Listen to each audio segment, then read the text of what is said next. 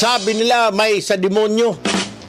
Pero kung ang mga batang may cancer ang tatanungin kung anong klaseng tao ang Rodrigo Roa Duterte, iisa lang ho ang sasabihin nila. Hulog daw ng langit si Rodrigo Roa Duterte. Ibinigay ang bahay sa mga may sakit na cancer para doon sila tumira habang sila ay kinikimo. Yung sinasabi ng mga kalaban niya na berdugo, bastos, diktador, yung pala may puso.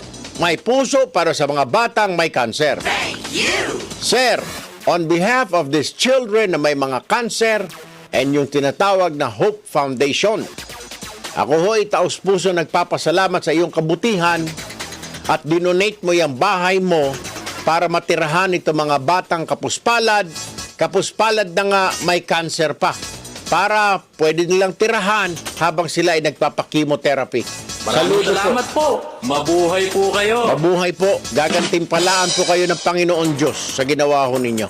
Diyan po kami magkakapatid. Saludo ang Tulfo Brothers, sir.